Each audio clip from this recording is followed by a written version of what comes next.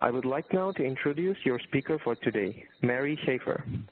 Mary S. Schaefer, a nationally recognized accounts payable expert, founded AP Now, a membership organization focused on creating business intelligence around the accounts payable and payment function. She has written 18 business books and is a frequent and popular speaker at both online and live events. Schaefer has created a number of CPE, self-study courses, customized training, and online training events. Previously, she held positions as an assistant treasurer for the Equitable Life Assurance Society, a financial risk manager for ONY, and a corporate cash manager for Continental Grain. She has an MBA in finance from NYU and a BS in mathematics from York College, which is public university system of New York City. Mary, welcome to the program. We are now ready to begin. Thank you, Ray, for that wonderful introduction, and thank you, everyone, for coming to spend a little bit of time with me today to talk about Master Vendor File. Before we dive into a material, I just want to go over briefly what we're going to discuss today. We're going to start off by talking about some of the problems that many organizations encounter with their Master Vendor File. Then we'll move on and we'll talk about some best practices. And because we're talking about Master Vendor File, we're also going to be talking about TIN solicitation, because you know you should be getting your TINs as part of your vendor setup. And we'll talk about the best way to do it.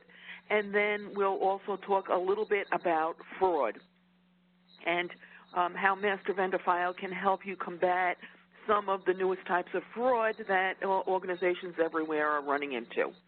And then as we come up towards the end of our time together, we'll talk about some best practices and some collection issues.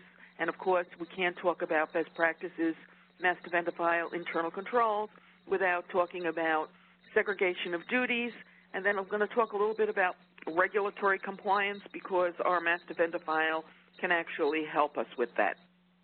So with that, let's dive right into the material.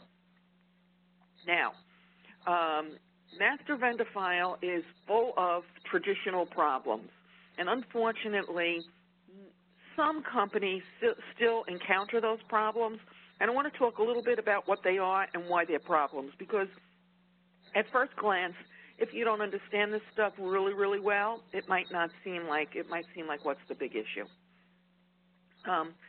Also, I want to say that sometimes people will call this Vendor Master File. I call it Master Vendor File. No big deal. Which you call it, arose by any other name. When we talk about cleansing the Master Vendor File, I want to make it clear what we're talking about.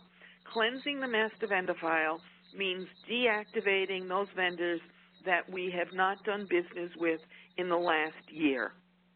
And because we say the last year, and you don't want to be that precise, because you may have some vendors that you only buy from once a year. So, for example, if you buy calendars every year,